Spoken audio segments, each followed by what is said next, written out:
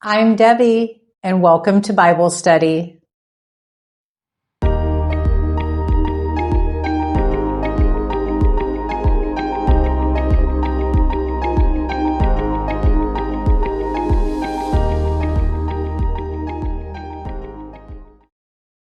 Today we're in chapter 17 in the book of Luke. And today we're going to be reading about forgiveness. And Jesus says that if somebody sins against you even 7 times in one day and they come back 7 times and repent, you should forgive them. We're also going to talk about faith. And this is where he talks about faith, even if it's as small as a mustard seed, can move mountains. He's also going to be talking about healing 10 people with leprosy and how their faith affects that. So if you're ready to Bible study with me, let's go. Dear Heavenly Father, we come to you with thanksgiving, and we ask that you give us knowledge, understanding, and wisdom as we study your word together today. Do your work in us in your perfect timing, and help us to be sensitive to your leading in our lives. Give us a fresh insight, and let us leave today's study with a new perspective. In Jesus' name we pray. Amen. Chapter 17, verse 1. Jesus said to his disciples, "Things that cause people to stumble are bound to come, but woe to anyone through whom they come. It would be better for them to be thrown into the sea with a millstone tied around their neck than to cause one of these little ones to stumble." Jesus warned about God's wrath for those who offend, tempt, or lead astray the little ones. Jesus warns of any malicious people who would hurt children in any way. How appropriate such a warning is in this day, when our children are particularly at risk of harm through the internet and social media. While Christians must guard children against temptation, they also must be aware of and work against the unfiltered messages that bombard us from every angle. Jesus' warning envisions an additional group, however. The little ones can also be new disciples.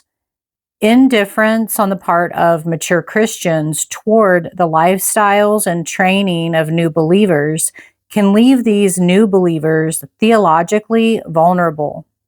Make the follow-through care of new believers a high priority in your church. Verse 3, so watch yourselves. If your brother or sister sins against you, rebuke them. And if they repent, forgive them. Even if they sin against you 7 times in a day, and 7 times come back to you saying, I repent, you must forgive them.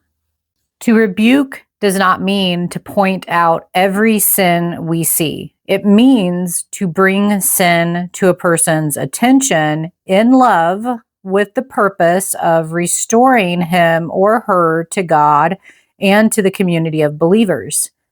When you feel you must rebuke another Christian for a sin, check your attitude before you speak.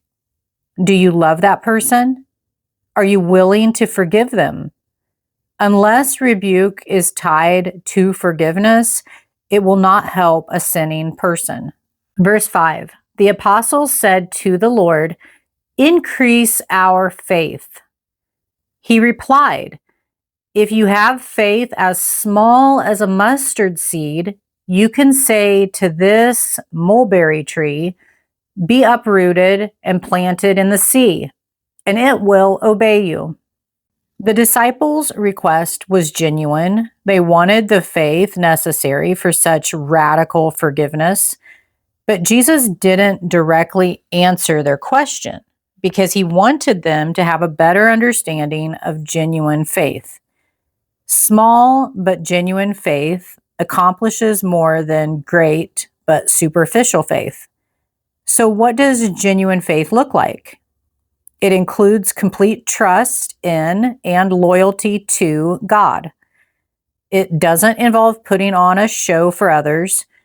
It requires complete and humble obedience to God's will and readiness to do whatever He says. Even a small amount of genuine faith will totally change you from the inside out and allow you to accomplish things in Jesus' name that you never thought possible. Although a mustard seed seems small, it has the potential to be alive and growing. Almost invisible at first, it develops first under the ground. When it breaks the soil, it remains barely visible, but it has the power to grow into a full-size plant. Like a tiny seed, a small amount of genuine faith in God will take root and grow. Although each change will be gradual and imperceptible, soon this faith will have produced major results that will uproot and destroy competing loyalties. We don't need more faith in order to forgive others. A tiny seed of faith can be enough when it is alive and growing. Verse 7, suppose one of you has a servant plowing or looking after the sheep. Will he say to the servant when he comes in from the field, "Come along now and sit down to eat"? Won't he rather say, "Prepare my supper, get yourself ready and wait on me while I eat and drink. After that, you may eat and drink"? Will he thank the servant because he did what he was told to do? So you also, when you have done everything you were told to do, should say, "We are unworthy servants. We have only done our duty." If we have obeyed God, we have only done our duty, and we should regard it as a privilege. Do you sometimes feel that you deserve extra credit for serving God? Remember, obedience is not something extra we do. It is our duty. Jesus isn't suggesting that our service is meaningless or useless, nor is he advocating doing away with rewards. He's attacking unwarranted self-esteem and spiritual pride. Verse 11, now on his way to Jerusalem, Jesus traveled along the border between Samaria and Galilee. As he was going into a village, 10 men who had leprosy met him. They stood at a distance and called out in a loud voice, "Jesus, Master, have pity on us." When he saw them, he said, "Go, show yourselves to the priests." And as they went, they were cleansed.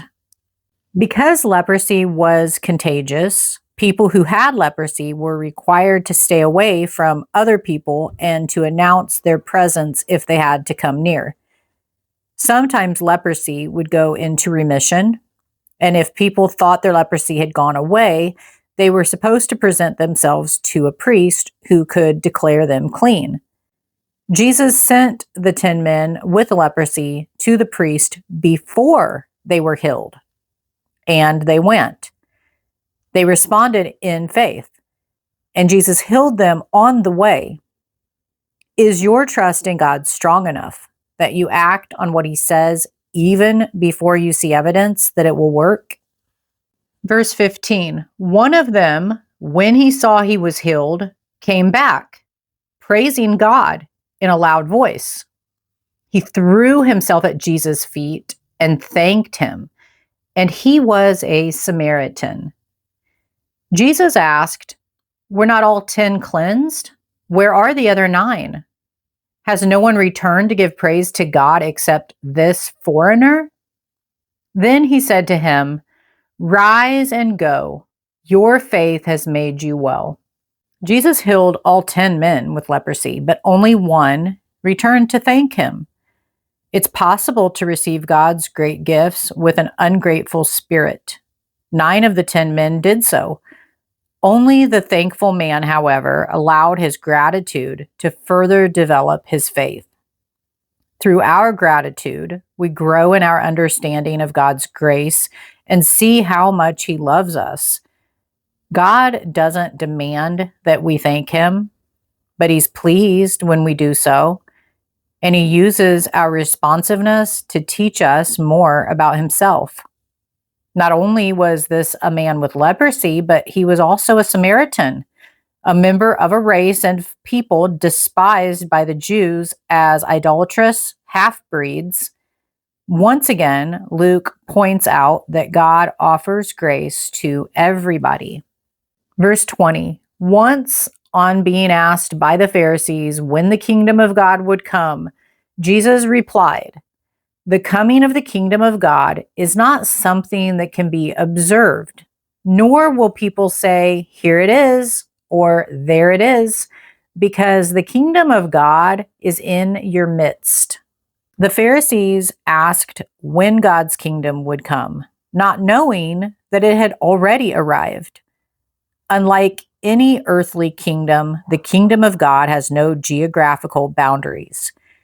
Instead, it begins with the work of God's Spirit in people's lives and in relationships. We must resist looking to institutions or programs for evidence of the progress of God's kingdom. Instead, we should look for what God is doing in people's hearts. Verse 22. Then he said to his disciples, "The time is coming when you will long to see one of the days of the Son of Man, but you will not see it. People will tell you, 'There he is,' or 'Here he is.' Do not go running off after them. For the Son of Man in his day will be like the lightning, which flashes and lights up the sky from one end to the other. But first, he must suffer many things and be rejected by this generation." Many will claim to be the Messiah, and many will claim that Jesus has returned, and people will believe them. Jesus strongly warns us never to take such reports seriously, no matter how convincing they may sound. When Jesus returns, his power and presence will be evident to everyone. No one will need to spread the message because all will see for themselves. Verse 26, just as it was in the days of Noah, so also will it be in the days of the Son of Man. People were eating, drinking, marrying, and being given in marriage up to the day Noah entered the ark. Then the flood came and destroyed them all. It was the same in the days of Lot. People were eating and drinking, buying and selling, planting and building. But the day Lot left Sodom, fire and sulfur rained down from heaven and destroyed them all. Life will be going on as usual on the day Jesus returns. No warning will sound. Most people will be going about their everyday tasks, indifferent to the commands of God. They will be as surprised by Jesus' return as the people in Noah's day were by the flood, or the people in Lot's day by the destruction of Sodom. We don't know the time of Jesus' return, but we do know that he is coming back. He may come today, tomorrow, or centuries in the future. But whenever he comes, we must be ready. Live as if Jesus were returning today. Reach out to those who have yet to hear of his love and mercy. Help them prepare for his return. Verse 30, it will be just like this on the day the Son of Man is revealed.